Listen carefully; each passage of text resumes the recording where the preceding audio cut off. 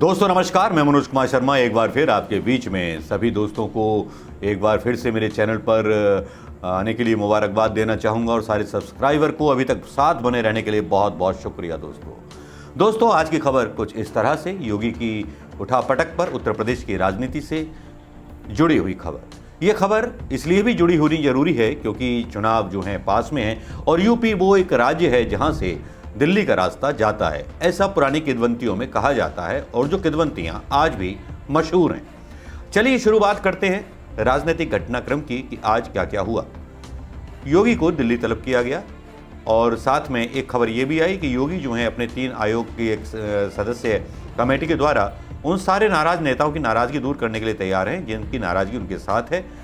कुछ भारतीय जनता पार्टी के नेताओं को नए पदों से नवाजा जा सकता है और बहुत सारी चीज़ें अब बदलाव देखने को मिलेगा भारतीय जनता पार्टी के अंदर।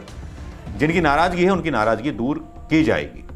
जहां एक तरफ नाराज़गी ये थी कि साहब 200 विधायक नाराज हैं तो उनकी नाराज़गी दूर करने के लिए कवायद शुरू कर दी है योगी आदित्यनाथ ने। अब दूसरी खबर ये कि आदित्यनाथ को दिल्ली बुलाया गया, 1.5 घंटे तक मीटिंग चली। अमित शाह साहब ने उनको तलब किया था, अमित शाह साहब के साथ बैठक हुई। उसके बाद जेपी नड्डा जो थे प्रधानमंत्री मोदी से मिले। खबर क्या थी क्या नहीं थी इसके बारे में मैं पहले ही वीडियो बना चुका हूं। खबर यह भी थी कि संघ का हाथ जो है योगी जी के पीछे है, इसलिए कोई बदलाव नहीं होने वाला। वो एक अलग बात है कि गोदी मीडिया एक परसेप्शन चला रहा है, परसेप्शन इस बात को लेकर के कि थोड़ा सा लोगों को बेवकूफ बनाया जा सके, लोगों को थोड़ा सा मेन मुद्दों से भटकाया जा सके। ये गोदी मीडिया की आदत रही है। आज कोरोना से 6000 मौतें हुई, उन पर कोई जिक्र नहीं हुआ, ना उन पर कोई सवाल हुआ। पेट्रोल की कीमतें 100 से ऊपर हो गई, उन पर भी कोई सवाल नहीं हुआ, ना कोई जिक्र हुआ, ना प्रधानमंत्री की कोई प्रेस कॉन्फ्रेंस आई, ना प्रधानमंत्री मोदी जी रोने के लिए एक बार भी आए, ना भारतीय जनता पार्टी का नेता कोई रोता हुआ दिखाई दिया। हाँ, आंकड़ों के हेरफेर और इन सब के बीच बहुत सारी दबी छुपी चीजें चलती रहीं।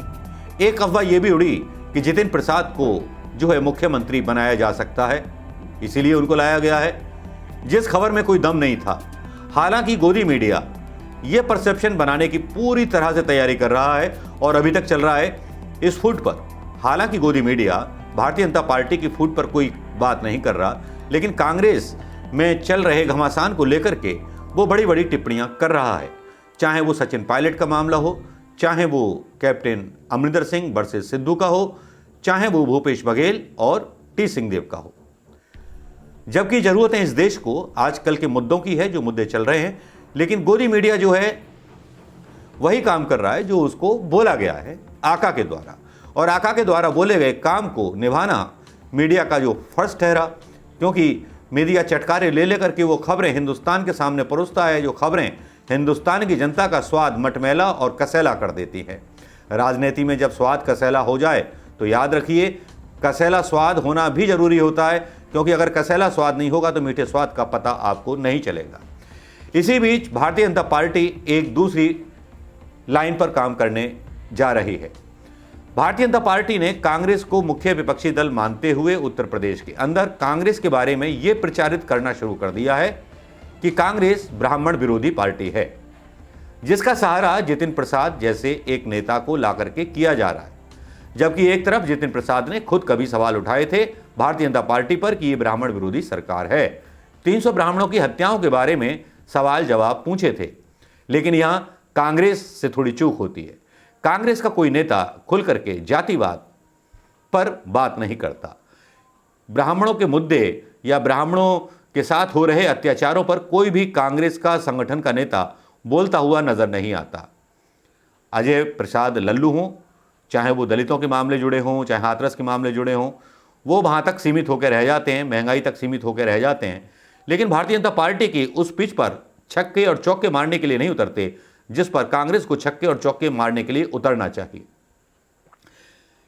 उत्तर प्रदेश में ब्राह्मण वर्ग में बहुत सी तादाद ऐसे लोगों की है जो कांग्रेस के समर्थक हैं, लेकिन कांग्रेस के इस उदासीन रवैये से नाराज हैं अंदर ही अंदर। जितिन प्रसाद का जाना कोई बड़ा झटका नहीं है कांग्रेस के लिए, लेकिन परसेप्शन बनाने के लिए भारतीय जनता पार्टी के हाथ में वो एक अमोघ अस्त्र है जिसको लेकर के भारतीय जनता पार्टी एक ब्राह्मण विरोधी छवि कांग्रेस की खींचने के लिए पूरी कोशिश करेगी।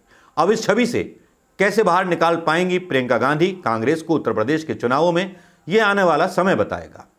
आने वाले अनुमानों में, राजनीतिक अनुमानों में यह अनुमान भी लगाया गया, इमरान प्रतापगढ़ी की नियुक्ति और भीम अफजल जैसे नेताओं की नियुक्ति वापसी करना कांग्रेस का शायद एक दुस्साहसपूर्ण फैसला माना जा सकता है। लेकिन क्या इन 3 नेताओं को जिनको अल्पसंख्यक विभागों में जगह दी गई है, क्या इनके अंदर इतना जादू है कि वो समाजवादी पार्टी के परंपरागत वोटों पर प्रहार कर पाएगा, मुस्लिम वोटों पर?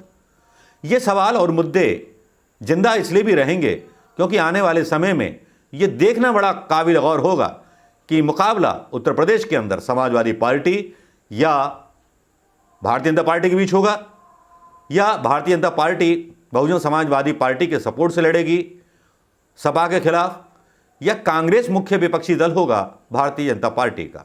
यह तय करना कांग्रेस के आला कमान के ऊपर है या कांग्रेस के उन रणनीतिकारों के ऊपर है जो भारतीय जनता पार्टी से 4 कदम आगे जाकर के सोचेंगे। हालांकि ऐसी राजनीतिक सूझबूझ कांग्रेस के किसी भी मूव से या चाल से अभी तक नहीं दिखाई देती। जितेंद्र प्रसाद के जाने के बाद कोई भी ब्राह्मण नेता निकल के बाहर नहीं आया कांग्रेस का जिसने उसकी लानत मनामत की हो या जिसको डिफेंड किया हो या उसको बताया हो कि यह गलत हुआ। क्या इसकी जड़ें कांग्रेस संगठन से जुड़ी हुई तो नहीं? कुछ अंदर की खबरें भाजपा की, कुछ कांग्रेस की, जो दोनों ही पार्टी में एक जैसे भाव पैदा कर रही है।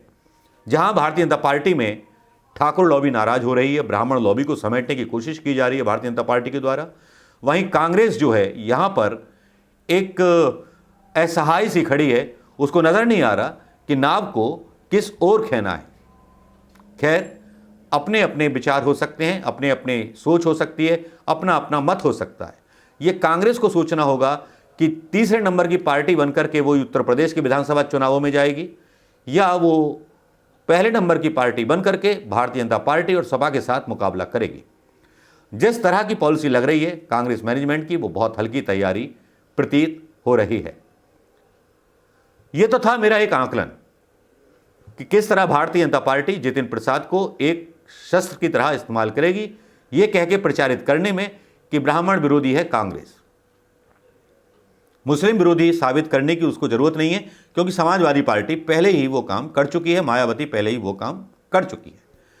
अब उस इमेज से निकलने के लिए प्रियंका गांधी के चतुर रणनीतिकार क्या नीति बनाएंगे, क्या इस चक्रव्यूह को तोड़ पाएंगे, ये डिपेंड करता है उन रणनीतिकारों के ऊपर जो प्रियंका गांधी के आसपास अपने रथों को खड़ा करके उनके चक्रव्यूह को भेदने वालों को रोकने की मंशा जता रहे हैं। खैर दोस्तों, योगी जी का क्या होगा क्या नहीं होगा, लेकिन भारतीय जनता पार्टी और संघ की मंशा साफ है और संघ ने क्लियर कर दिया है कि थोड़ी देर के लिए मुद्दों से भटकाया जा रहा है। योगी का कुछ नहीं होने वाला।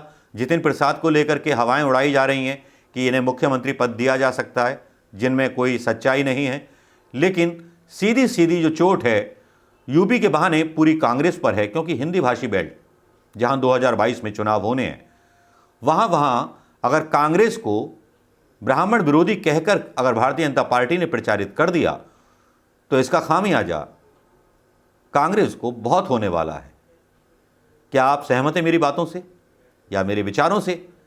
अगर वाकई में ऐसा है, नुकसान होने वाला है, तो कांग्रेस को उसके लिए अभी से कोई ना कोई रणनीति तैयार करनी होगी। दोस्तों नमस्कार, जय हिंद।